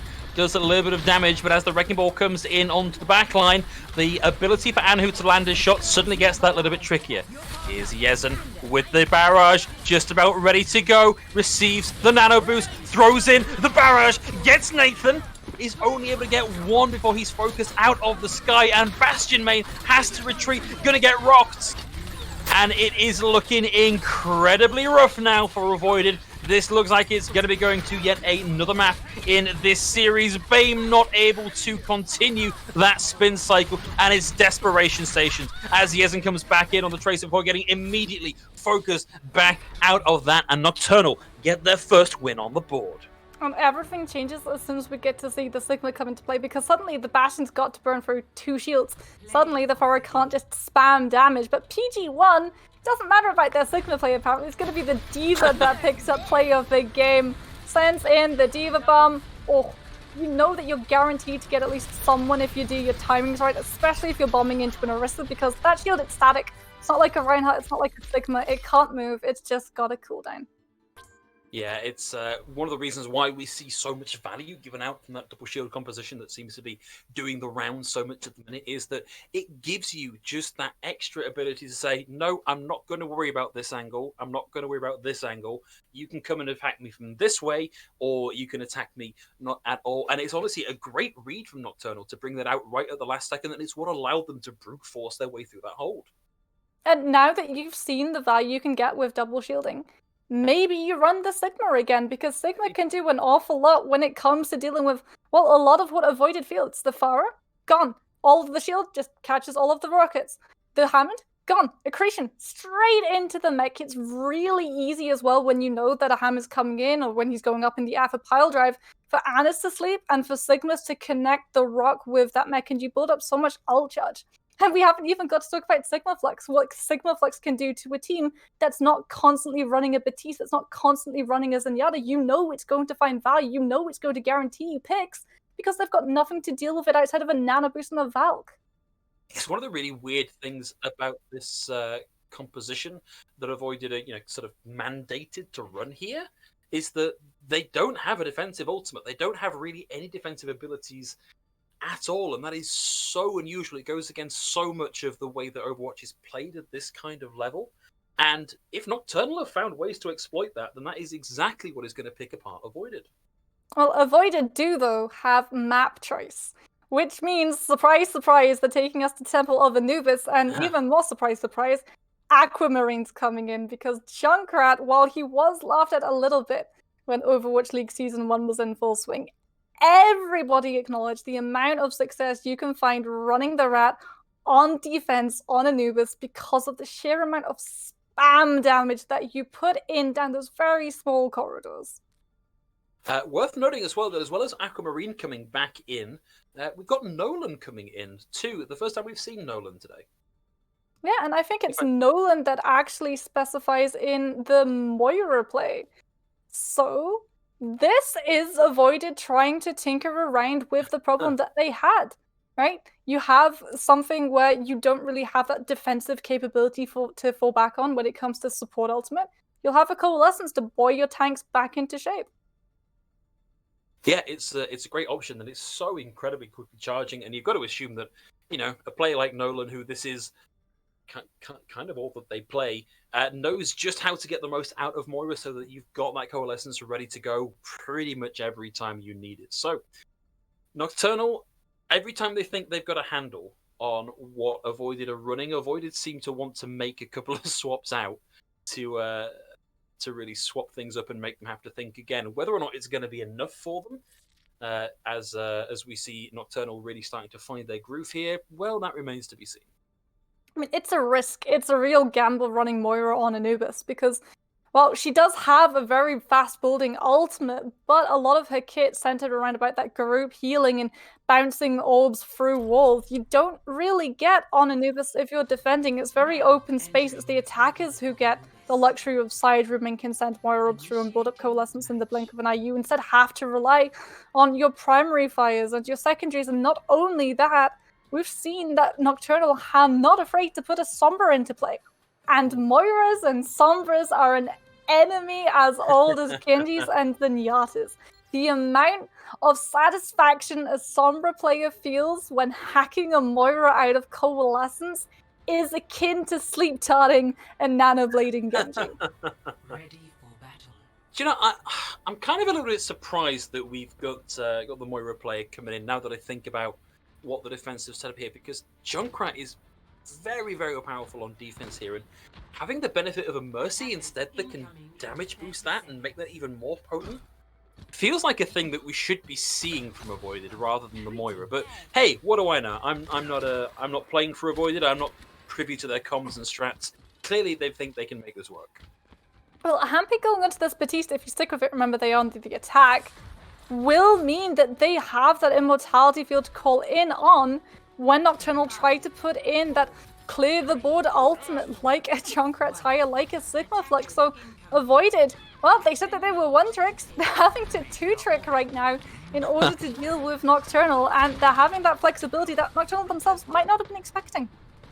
Yeah, well, Bastion main, I think, going for that initial lucky pick with the Widowmaker and then back onto Old Faithful, or maybe even not. Maybe Bastion main starting to spread his wings a little bit here as he picks up the Hanzo. See Bame away in the background, wants to get the roll through, the knockdown, do enough damage to maybe get a combo through. But first pick's going to go over to Anhu. And with all of that bulk healing off the table, this is not a fight that Avoided can really win. They may stay in this a little while longer just to get some ult charge, but I don't expect this to amount to much. And Avoided, unfortunately, they can't go into the side room because that's just playing into Anhu's hands, right? Already 52% to that tire. You go side room, that tire is going to be online, and the next tire is going to be 50% of the way there. So you're relying on Bame getting in, bouncing someone off the high ground, and setting the team up to be able to just brute force their way down lane. But that's just not happening at the moment. Bame's getting in, getting a swing through, and then having to get out. Oh, nice big rock out from PG1's going to take Hempei out of the game. And Anhu just looks like they have no fear in this at all, playing very aggressively. And back with Aquamarine, still spamming this one spot, thinks they've got a line through onto where the defense are currently set up. Might have that just right, actually. They've done a pretty good job of getting out of the way of those mines, though. Still 1% away from having the Riptide. In fact, there it is, ready to go. This can crack this wide open, but they've got to be careful because they have to get around this Immortality field, which means that the rest of the team have to be in a position to focus it the second it comes out. You see Aquamarine throw this in, ready to go. You hear the Immortality field go down, and the Immortality field, so the Amplification Matrix, and the Transcendence, but it's too little too late. Aquamarine gave him the runaround, found the triple, and Bastion main was there to clear up. We've got a Bob committed by Zemrit as well, but oh boy, probably something they're going to want back here as they are going to be converting that damage into ult charge. I find it so ironic that Aquamarine in that static position on that statue was able to get ult faster than Anhu. He was moving around and spamming so much damage, but Anhu's got that tire now. And well, Avoided, because they've got this Bastion, he can try to tear this tire to pieces. But you hold on to it, you don't send it towards the Bastion, you send it towards the team. Instead, when they try to trespass on this point, you might be able to push them away. Yeah, well, between the Gravitic Flux and the Rock, Bastion main didn't stand much of a chance. And Nocturnal are doing this in more or less in the neutral. They just needed the Flux, and that's what kicked things off. And they steamrolled Avoided on the back end of it. It's going to be so hard again to set Bastion main up on this Bastion. Because you try to go main, and you're just going to get so much CC in your face. The Sigma Rock, the Ursa Halt, Zemrit there on that McCree with the flashbang if he's able to close the distance. And Avoided, because they have a composition that's very much based around this Bastion, are going to have a lot of time burn off the clock in order to set the stage up properly for him. In fact, what they're going to have to do is invest so many ultimates. Oh they're no! not going to have back for a while into this next fight. Man, the pathing here was so slow from Avoided that Vincent Bame was caught out in the middle of the rotation because they knew exactly where everybody was going. Yeah, they've got Bastion main kind of set up near the point, but at this point, you're down a player. It's maybe not worth even committing to this one. Aquamarine's going to get a little bit of a punch back here, and Anhu is down. Bastion main, with the acrobatics into the back, will just about get the damage through onto Nathan. You're going to see the Riptide finally coming out from Anhu, looking for targets. Will get one. Aquamarine down. But now the Bastion main is up like the world's deadliest parrot on his perch. It's going to be very hard to dislodge him. Anybody that walks into the line of fire here is in a whole world of trouble. Anhu gets up close and personal on the Genji, and Nox able to follow through and knock them down. It was looking great for a second there for Avoided, but Nocturnal, they make the switches, they make the course correction, and they hold on to point B. They had the Transcendence. Zula's able to come in with the Transcendence, and they go for the Tracer, the Genji. You get onto the point extremely quickly, and if you have that focus coming on through, you tag team one person, two person, you move on to the next. And Nocturnal able to see themselves away from the brink of that pick. PG has the Sigma Flux in Hempei. Well, you don't have Zenyatta, you don't have a Transcendence, you've got the 25-second cooldown of an Immortality field. Ooh. But Well, if you're it's a pick. Nocturnal, you don't have a Genji. Yeah, it's a pick from Aquamarine. Flux out from PG1, gets a couple up in the air, but the Immortality field was there. We'll stop that really finding too much. Aquamarine just able to get into the safety of that, and it's going to be Bame in the back, causing Nocturnal to have to try and face a couple of different angles here. We'll see the minefield there. Don't be confused by the color. That is, of course, Vincent's minefield, coming up as blue for reasons best known to someone who isn't me. We'll see Minibi get the kill onto Zenel, but Anhu closing in on having a blade here ready to go. Sees the hole, won't have the dash ready to go through it just yet, but gets the reflect, sees Aquamarine up in the air, and Zul is able to take him out with the shooting gallery from the Zenyatta. Still holding on here. Seems like nothing that Avoided can do can break this hold. They have to deal with the Genji, but before they deal with the Genji, they have to deal with the Zen, because every time Zul puts a Discord orb on, Anhu sees that there's a green light and jumps on that target, and because Avoided are running one shield, everyone in that team is at risk of it, and Bastion main is going to swap off. This is the terror that these guys are having with this Genji. They're putting someone who can deal with him away from their main, away from their one trick, so that they can flashbang him when he comes close. Two support also the Supercharger available for Avoided here, but they've got to be able to make this rotation, and they've got to be able to make it quickly. Oh, gonna see the Dragon Blade coming through from Anhu. Will get the double. Nathan able to get one there as well, and now there are 30 seconds left on the clock for Avoided. They've got 4 in the bank, but there's not a lot of time to make this happen. What they do have, though, no worry about Zul's Transcendence. He used it in that last fight, so when they put ultimates in, it should stick the damage, unless Nox is able to put an Immortality for them, but you've got one. And if Avoided cycle through these ultimates smartly, Minefield, then Superchargers, then Coalescence, then you should be able to punish the Bitty for only having that. Wow, there is the touch. It looked a little bit sketchy for a while, but the second the fight kicks off, there are 2 kills on board. Bame and Hempe both down. Minimi throwing in the Supercharger. The Coalescence used as well. Will get the Riptide out, but that is it. A complete shutdown on B, and now a very obvious win condition for Nocturnal. Yeah, Avoided, the swaps come through, but they're a little bit too late. They tried to deal with the Genji, but the Genji's already got Blade built up, and the Zen can just pop Transcendence to keep everyone alive as the focus comes through and kills try to stick. And it means in that last fight, when you're really frantically swapping onto things that can touch that point, you just don't have ultimates charged up, and you're going into a team that do.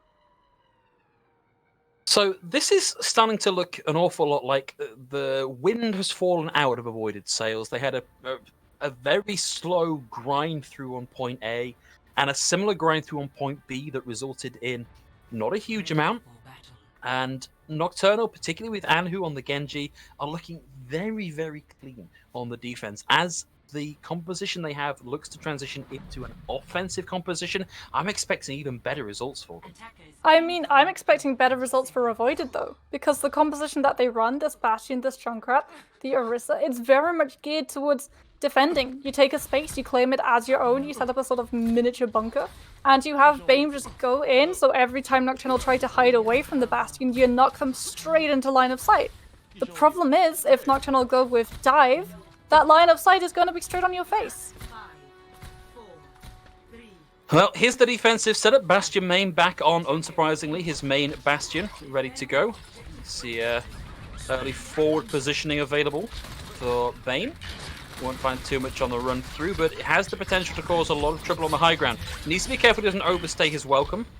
Adaptive Shields is going to allow him to get out of that more or less unscathed, but Anhu has the pocket. Great positioning here, actually, from Bastion main. Puts a lot of pressure onto Anhu, but the dive comes through and completes in devastating fashion. And now, with Bastion main and the Immortality field down, that is a lot of tools for surviving this onslaught from the dive from Nocturnal, taken out of the hands of Avoided.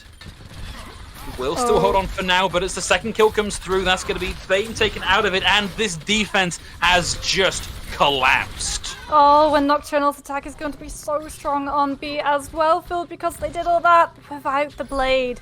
Which means Nocturnal are going to be blasting at full speed to that next point to pop that ultimate, and Avoided. They don't have anything outside of an Immortality field because Nolan, excuse you, you're not attacking. You should not be there. That Moira is so far out of position. And even worse, Phil, this is something that the team are going to be feeling on B, because the Moira isn't going to be back in time to help the team out on this next attack. Yeah. Oh dear, and we've almost got the Dragon Blade online. There are no defensive abilities here. Here's where it opens up. The first dash is going to take Hempei out of the fight. Oh, toe-to-toe with Bastion Main. Bastion Main comes up better here, but the kills are definitely here in favor of Nocturnal as the res comes through onto Anhu. The bodies on the point are all in blue. That's going to be it. 1 scant percent away from having this complete as Hempei tends to tank back onto the point to keep this going. Takes all the damage in the world, and that is it. What an offense from Nocturnal as we move to match point in the series. I'm still a little bit scratching my head over what magical adventure Nolan was getting up to when his team needed him the most with his Aquamarine. Well, I mean, why? Look, here's the thing. Like, the team is called Avoided for a very good reason. In that, like, they are avoided players typically because they don't want to see them on there. People don't want to see them on their one trick, so they're not going to swap. But in addition to that, I happen to know that Nolan is kind of famous for being the classic, the quintessential DPS Moira on the flank in your backline, causing trouble. It's just that it didn't really work out for them. The backline was non-existent. Everyone was in your team's front line, and that was the beauty that Nocturnal ran. Everything happened in the front line, so no matter what Avoided did, they didn't have a backline that they could separate. They couldn't force a dissociation between the support and the tanks and the DPS, and all of the space that the Bastion should create and the Bastion needs to have to thrive with was denied entirely. I think one of the problems is Bastion is so diveable from a locating where the dive needs to be positioned, because it's so difficult for them to get up and down and away from where they were, that it kind of doesn't matter that he does all this crazy amount of damage, because the second you get those 2 tanks in over the top, he just melts, he crumbles under the pressure. And so I can kind of understand now why they are subbing Bastion Main out for this final round in what is definitely going to be the decider of this series. In fact, Yezen coming back in place of Bastion Main. I mean, Avoided are just going to be playing spam comp, right? You've got the Pharah, you've got the Junkrat. It's going to be a control point, and we know that these guys, they love to play control, and they're wanting Li Jiang to come up as well. So if Li Jiang does come up, your composition is going to flourish pretty much all maps outside of Control Center, because Control Center, you can get away with the Junkrat, but the Pharah is going to be pushing it ever so slightly, because she can try to wrap around the back of the point and be that constant presence, a little bit of a mosquito that's just pumping damage onto it, but you still get countered by a ceiling, and it's very hard to set up a successful barrage with the point being so open. There's nowhere that the Pharah can really either drop down from or hide behind.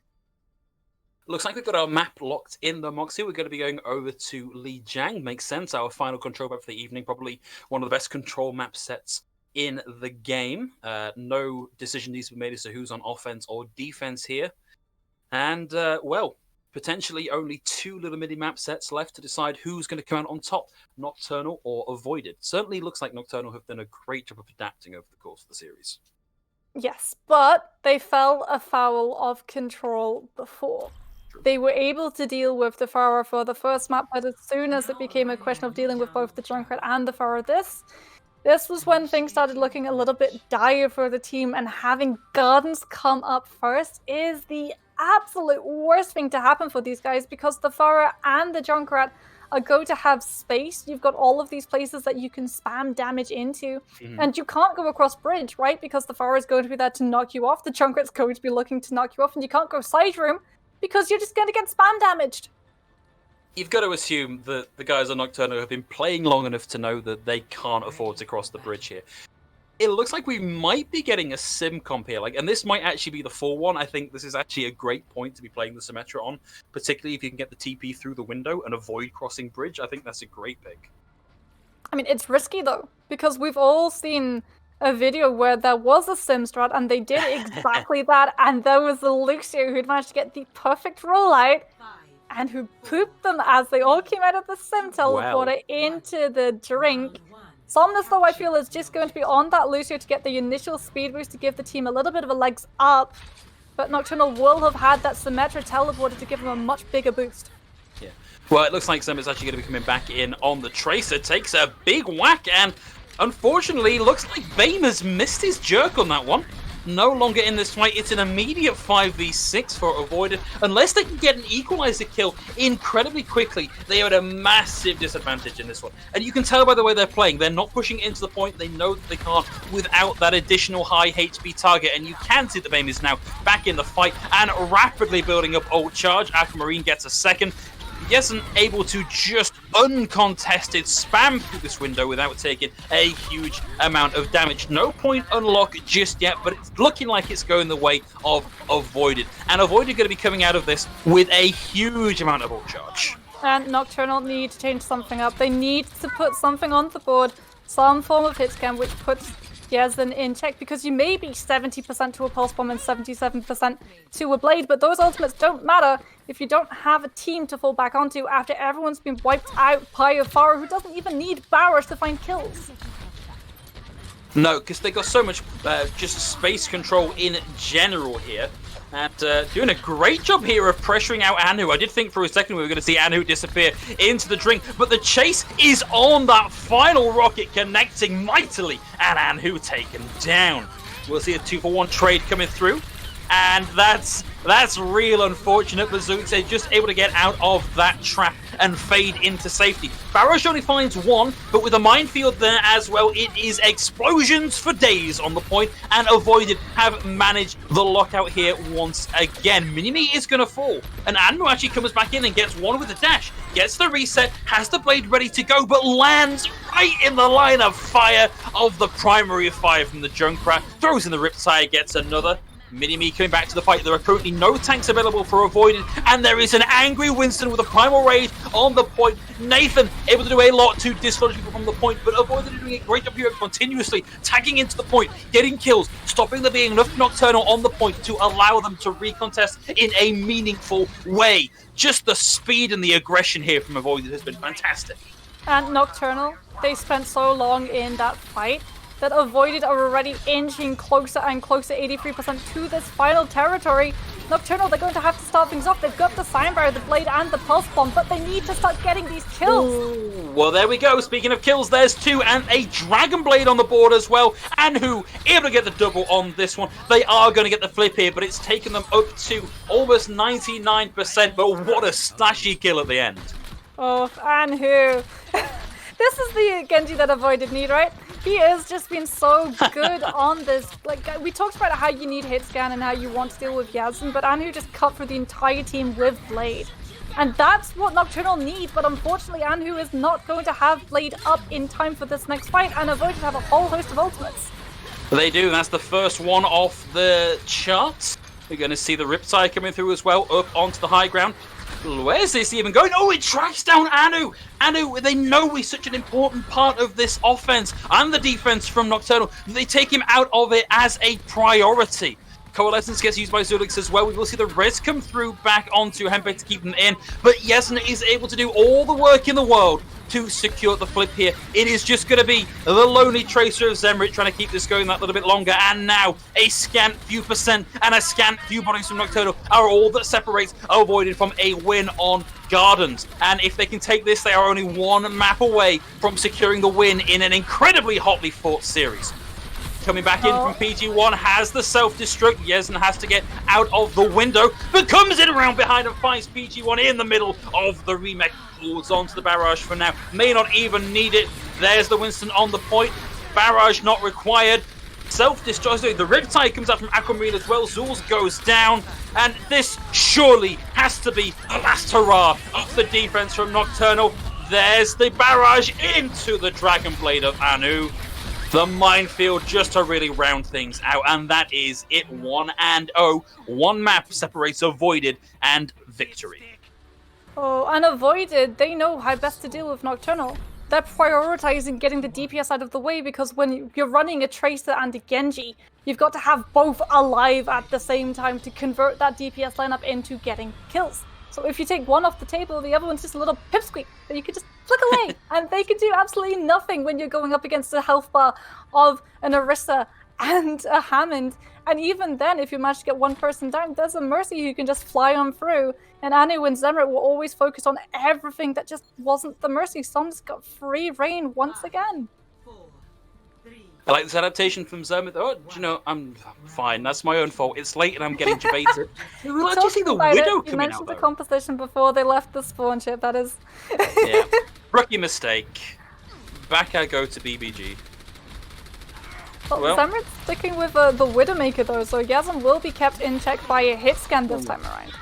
Man, Anhu really opens this up, gets the double, and it's both supports offline. Comes out of that with 40% of the ultimate ready to go. This man is a ridiculous threat.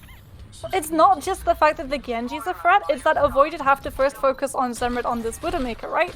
Because you don't want to go after the Genji when you're risk exposing yourself out in this open courtyard to a Widowmaker set up on the high ground. And Avoided, now they're having the problem of not running hit scan. They've got nothing to really contest Zemrit outside of Hammond. Dive comes through from Nathan, will buy a lot of space, and it buys the space that Anhu needed to get in and secure the kill onto Minimi. So Yezen might have some possession of the point for now, but he's lacking teammates, he's lacking HP, and he's lacking a viable position in this fight. And that was a heck of a positional reset from Anhu. I mean, it got him just a little bit closer to his blade, and he will have it in this next fight. We've seen him tri-blade, we're going to get to see him nano-blade in a couple of seconds, and Avoided do not really have anything to throw at him. They don't have a tire, they don't have a barrage. Here it comes. Will find the dash through, gets 2 with the blade. You don't really need much more than that, as nice as it would be to have the style points. Oh, Avoided. That was just a sort of you turn your cheek, because you know that you've got nothing outside of, well, a miracle, really, to deal with it. You don't have Hammond mines, you don't have a tire, so you just wait for this next fight when you know you don't have to worry about it, and you can open things up with a barrage, try to get a pick onto Zil when Nox doesn't yet have that sound barrier. Nathan starts things off with the Primal Rage, and Aquamarine thinks he can get something done. Will secure the kill onto PG1, and Zemrit goes down as well. Now there is no Diva in the way of Yezen with the barrage. Needs to be a little bit careful. Will find Anhu, and now might not even need the barrage. I think they've done enough here in more or less the neutral to secure the flip on the point. 84-0. Last tag in by Nox, but, well, no, has actually even bought time for PG1 to get back in, but they just want to stall this out as long as physically possible. This is probably about as far as that's going to go. Needs to be careful now. Zemrit on the outside is still a big threat here.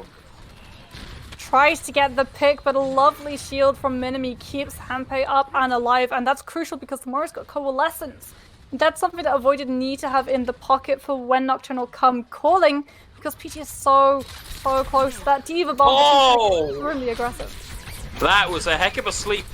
And we see Vincent, we see Bame actually use the minefield in an attempt to get away, but between the sleep and the Venom Mine and everything else that happened to him, that is it. He is done. Was the sound barrier used aggressively? It's a barrage out from Yezen. We'll get 2 with it. Self-destruct out from PG1, not going to get too much either. So we saw almost everything thrown at that fight from Nocturnal, and it didn't really result in much. They're still just buying time at the moment. They know that they need one more fight win, and you can secure that with a decent nano blade. Bame used those hammer mines to try to cover his own back, and that means he can't drop them over point to try and cover Anhu's blade from killing his entire team. So we're waiting for a little bit more charge here from Anhu. He's just going to stand on the outside and spam in, but my days, what a rocket there from Yezen. Zemrit taken completely out of the fight.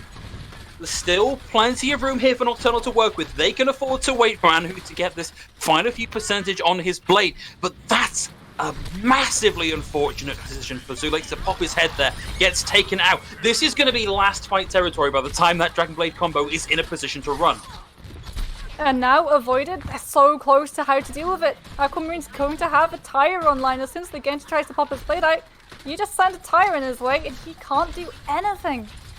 Yeah, can't deflect the tire. Here's the final ticks of the round as we hit 83% for Avoided. Pile driver initiation into the back for Bane. Here's the tire, waiting patiently for that Dragon Blade. Bastion him against the wall, gets the double, and this is it with the barrage over the top from Yezen. Very little that anybody on Nocturnal can do. A beautiful predictive play out from Aquamarine seals the deal for Avoided after a hotly contested series. Avoided take the match. Nocturnal waited too long on that blade. It's really unfortunate that they kept losing key members to set that one up, and you don't want to go in when you're a member short. or 2-member shot, but it bought Aquamarine the time to get that tire in. And what should have been Nocturnal's crowning moment, the glorious Nanoblade, was instead cut short by an Australian and a lot of explosive.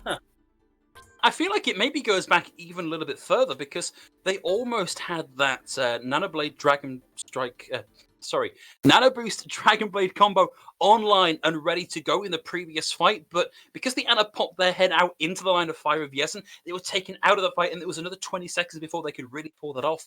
If they'd got that out that one fight earlier, when Aquamarine didn't have the rip tire, that might have been what won it for them. It was down to the smallest of margins in this game. Yeah, and that's something that you can really take from this series. You can hold your head up high and say that you gave Avoided a very good run for their money. This is a team who, well, we know in Open Division blitzed their way through a lot of teams.